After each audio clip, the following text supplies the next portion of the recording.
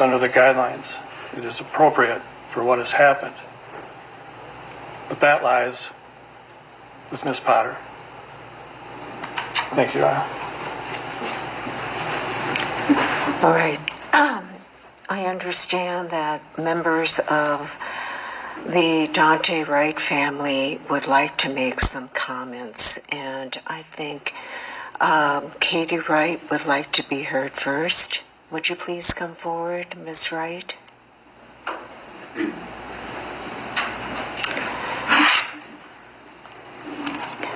Thank you, Your Honor, for allowing me this time to talk. Welcome.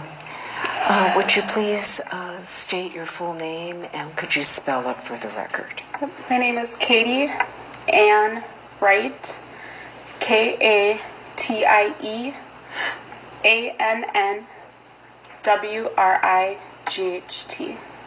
Okay.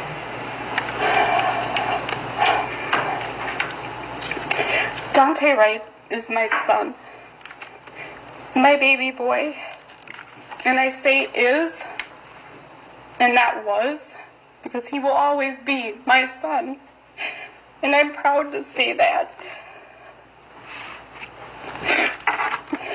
I have had many sleepless nights and days contemplating how and what I was going to say today. I have to be the voice for myself, my family, my community, but most of all, I have to be the voice of my son, Daunte. Your Honor, I hope the defendant is listening as I speak loud and clear today. And yes, I refer to her as defendant because I will not give her the respect of calling her by her name. She referred to Daunte over and over again as the driver, as if killing him wasn't enough to dehumanize him. She never once said his name. And for that, I'll never be able to forgive you.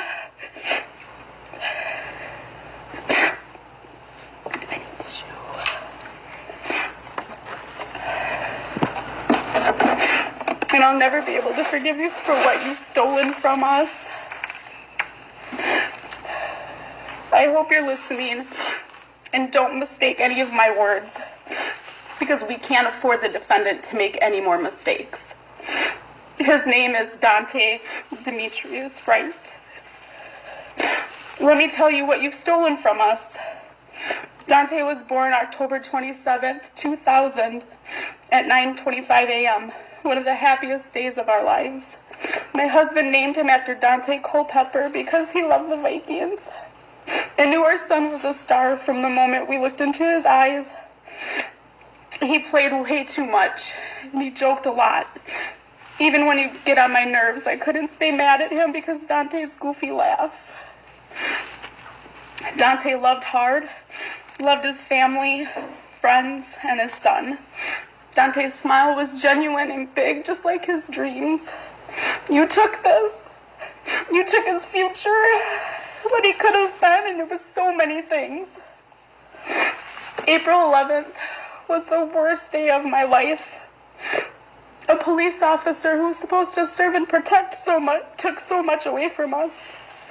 She took our baby boy with a single gunshot through his heart. She shattered mine. My life and my world will never, ever be the same. And I often replay that phone call in my head over and over again. And I blame myself because I should have told him I shouldn't have told him it was going to be all right. I told him he was going to be okay. And just to find out a few minutes later, he wasn't. A police officer that took an oath to serve and protect for 26 years. But not on this day. On this day, she did not protect. She failed Daunte, our family, and our community. She did not render aid to Daunte, Elena, or the elderly couple that was in the vehicle. His car was held at gunpoint for over 5 minutes while my son bled out in the driver's seat. The last memories of Daunte's life is now watching him being shot over and over again seeing his lifeless body pulled and dragged onto a grassy spot where they left him on the ground for hours as people all over the world watched. I had to cry from behind a caution tape. I couldn't go to be with him. My motherly instincts was to go, to hold him, to caress him, kiss him. And even in my mind in that moment, I wanted to save him. Another opportunity that was stolen from me. She left our world with so much darkness and heartache. The best way that I can explain it is what I feel every day since Dante was killed is comparing it to a sinking feeling that a mother gets when she turns around and realizes her kid is missing in a grocery store and you can't see him, feel him, touch him, know if he's scared, safe, okay. She took a grandson, brother, uncle, cousin, friend. She took a son from his father, a son from his mother, but most of all, she took a father from his son. Dante was only 20 years old. He had so much life ahead of him. The defendant left us with memories and a picture. I have to grieve in public. The whole world sees my crying face, and it's plastered all over. My shattered heart has been on display for almost a year now, and I have to live in this nightmare, watching my son shot and killed over and over again. The defendant will be here to watch her sons marry, have children, buy a house, start a family. For me, every day, I could only hope to wake up and see Dante walk through the door and watch him play with his son, mess with his sisters, laugh with his brothers. A hope that's never gonna come true. Your Honor, I'm asking you to hold the defendant to the highest accountability. She was a person of authority who betrayed her badge. Not only when she shot Dante, but when she rolled around on the ground crying for herself. I'm going to prison. I shot a boy. Call Chuck, her union rep. When she should have fact said, please go save him. How is he doing? Is he okay? Please help him. She didn't even try, Your Honor. She didn't try to save him. You should have done better.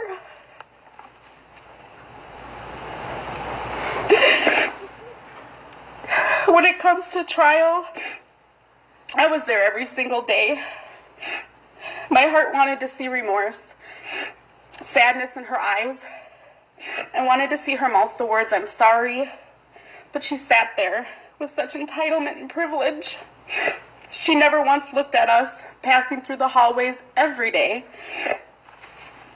As she sat on the stand, not at all, no eye contact, nothing. Then she finally said, I'm sorry it happened. Those are her exact words. That was coming after a break, Your Honor, that the defendant had time to be coached on how to gain some sort of sympathy from the jury. But not me. I can't give the defendant sympathy. Your Honor, I'm stuck with 3 questions I ask myself. How do you show remorse when you're smiling in your mugshot after being sentenced to manslaughter? After taking my son's life? How do you say you're sorry with no tears? How much time is my son's life worth? I know here today the defendant and her attorney, they're going to tell the court how sorry she is. Her family may even give victim impact statements, and afterwards both the defendant and her family will be able to talk, hear each other's voices, hug, kiss, say I love you as her husband did on sentencing on verdict day. Eventually her sentence will be fulfilled, and she will have her whole family to be with her at dinners and holidays. Again, another thing that has been stolen from me. Please keep in mind, the impact this has caused her family and herself is just a small passing. It's just a small storm that's going to pass compared to our life sentence without Dante. Dante Demetrius Wright, I will continue to fight in your name until driving while black is no longer a death sentence. I'm proud to be your mom, and I love you, Dante. Thank you, Your Honor. Thank you, Mrs. Wright. And Mr. Aubrey Wright, please come forward.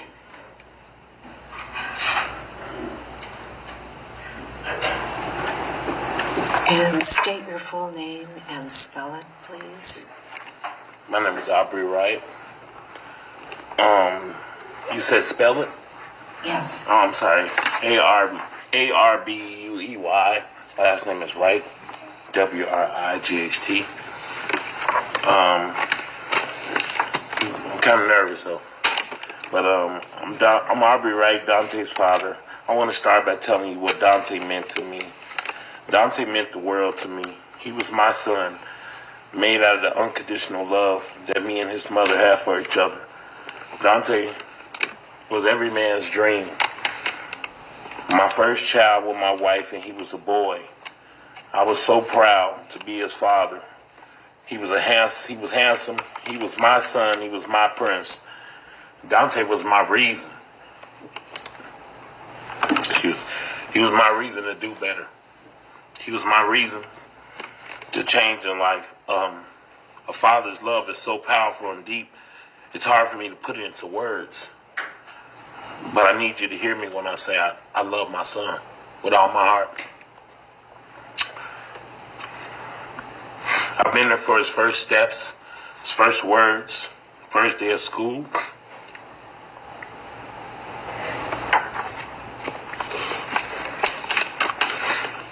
All basketball games, the birth of his son. It hurts my heart that Dante will not have these memories with his son, Dante Jr. Dante Jr. will only remember his dad from the stories and memories that we tell. They only had a very short year together. Because of Kim's recklessness, Dante was my go-to guy, my helper around the house. People would say he was funny like me, he looked like me, he was cool like me.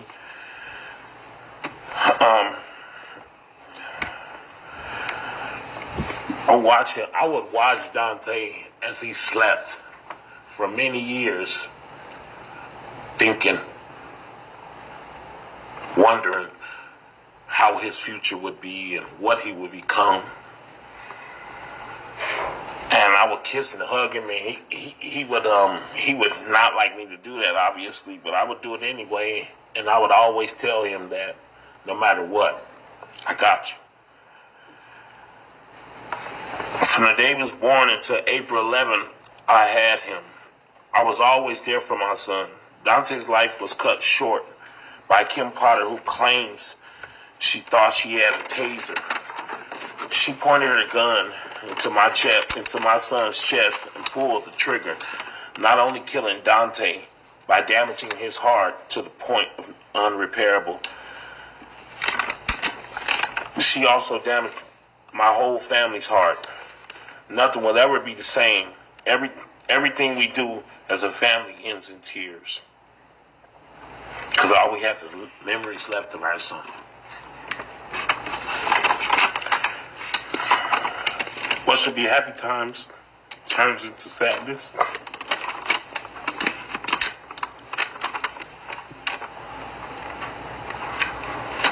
Kim Potter was trained to prevent this thing from ever, to prevent this type of thing from ever happening. She was a police officer longer than my son was alive. I asked that Kim Potter be held accountable and that the maximum sentence be applied, which is incomparable to the life sentence we have been given because her negligence. My son Dante's life was taken away way too soon, and he's never coming back. It has affected my whole family. Thank you. Thank you. And I think Dominic Bryant, will you please come forward?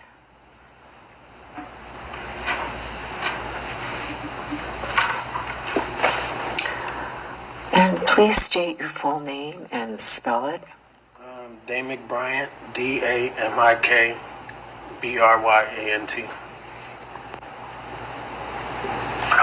First, I want to start off by saying my name is Damick Bryant. I am the oldest child out of my parents' 7 kids. On April 11th, he was killed by the same people we were supposed to trust, who was supposed to serve and protect our community.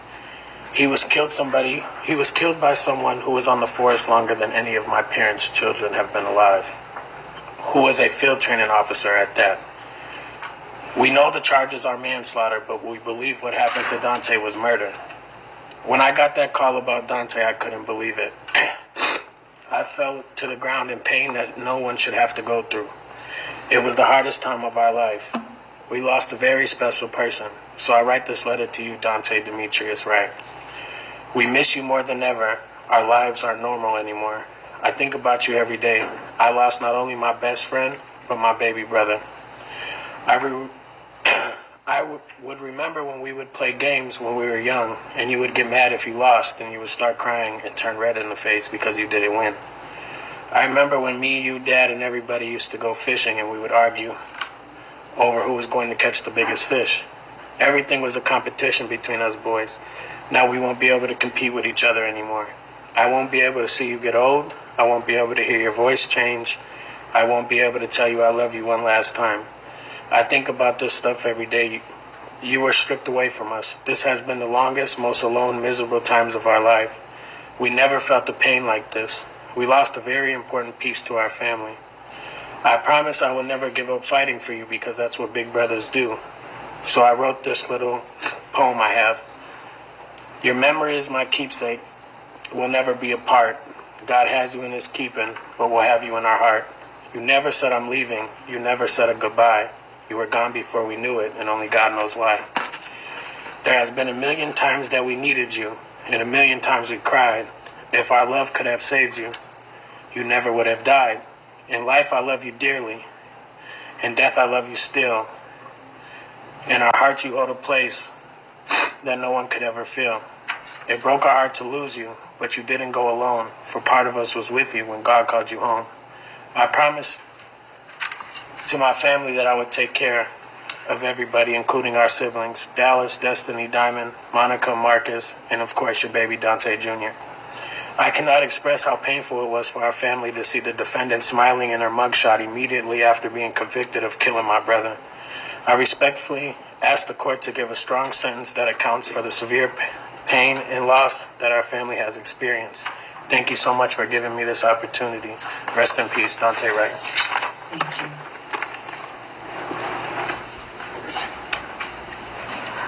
Diamond Wright, please come forward. And Ms. Wright, will you please state and spell your name? Diamond Wright, D-I-A-M-O-N-D-W-R-I-G-H-T. Thank you. Hi, my name is Diamond Wright. I am Dante Wright's second youngest sister. I never thought in a lifetime that I'd be standing here doing this. I never thought that my brother would be killed.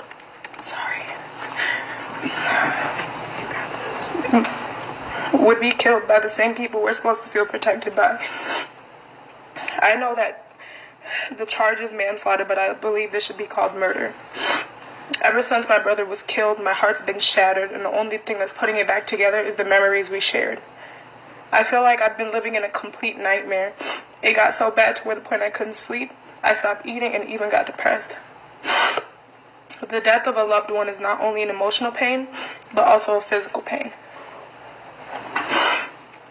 The defendant should be prosecuted and sentenced to the highest extent. You can't tell me this was an accident. It's in plain sight. She has been a police officer longer than my brother has been alive.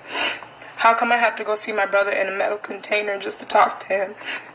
How come I have to pray that my brother hears me cry out to him? How come my family has to groan and moan about the loss of a loved one just because the defendant's actions were reckless? Dante was my brother, my blood, someone who was supposed to grow old with me. How is it that I'm going to see the age of 21 and he didn't? He didn't get to experience the life he was supposed to. Watch his kids grow and watch his kids and parents grow old. Not many of you know Dante, and I couldn't care less on what anyone else thinks of him. You don't know him. He could light up a whole stadium with his smile and laugh. I miss him stealing food when my mom is cooking at family functions. I miss when he would play fight with me and my little sister. I miss him. And I would trade anyone in this room to get him back. Everyone just sees this as another black man getting killed by the police, but not us. This one hit home. This time it was one of us. Every day I would walk around and it feels like I'm really not here. It feels like I'm just an empty body taking up space. You took my other half. I remember when Dante was alive and the George Floyd killing was being discussed a lot. Me, my mom, and Dante were having a talk, saying just maybe we have enough white in us for us not to be a threat to the police. We were wrong. We have repeatedly seen that one hint of black in our skin makes us a target. This is sickening. I miss you, Dante. I miss your smile, your laugh, the way you twirled your hair when you were nervous or thinking about something. I miss when you used to come upstairs just to talk stuff and then run back down. You were a great big brother. You taught your sisters how to be tough, how to listen, and how to calm down when we were upset. You really did your big brother role well. I love you, Dante, and you'll always be in my heart until we meet again. Thank you.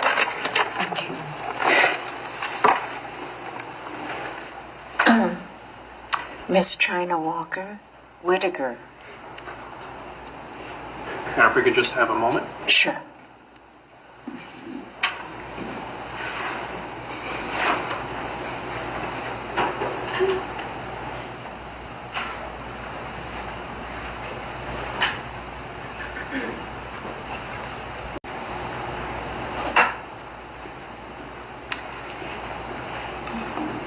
Okay, Miss Whitaker, will you please state your full name and spell it? China Marie Whitaker, Chyna, Marie Marie, Whitaker, Whitaker.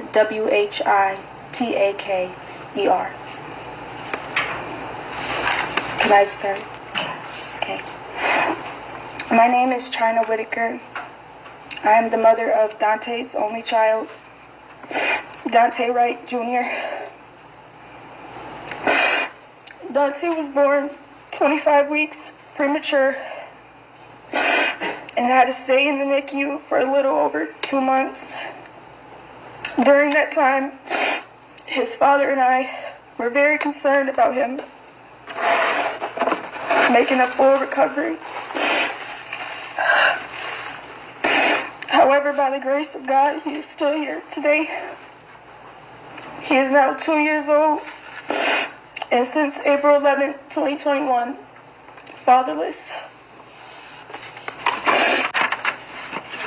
Kim Potter took my son's best friend away from him, and things haven't been the same since. I am now a single mother, not by choice, by force. My son hasn't seen his dad in almost a year, and I know he doesn't understand what's going on, but he senses his dad being gone. He was used to spending time with his father. Oftentimes, he would stay the night with his dad and have bonding time. That gave me a chance to have a break when I need it. Now I can't even pick up the phone to call him. Due to this situation, my son is a lot more scattered and angry. He acts up a lot more. I now have him in school to learn and socialize with other children to cope during this difficult time in our lives. My child will no longer have the opportunity to spend birthdays or holidays with his dad. Dante will never get to see his son's first day of preschool, elementary, high school, or college. They didn't even get the chance to play ball or sports together. This is not the way it should be. Every time I look at my son, I'm reminded of what was taken away from him.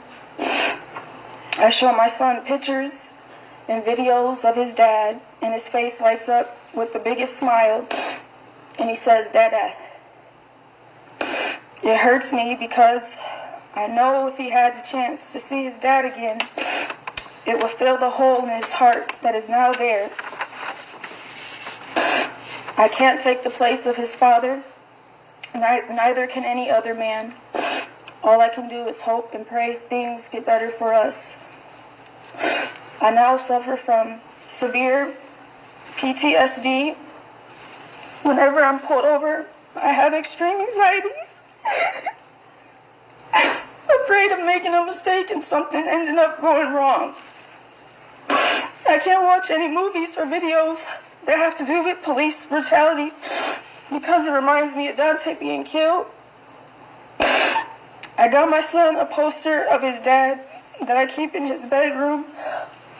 Many times I just find him staring at it. My son shouldn't have to wear a rest in peace shirt of his dad. Police are supposed to protect and serve the community. How will my son learn to trust police after what happened to his dad? I don't want my son to grow up afraid of the police or hating them.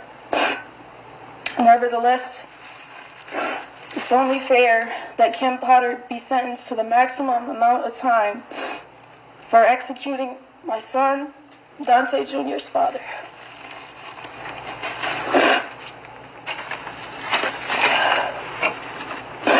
Thank you very much.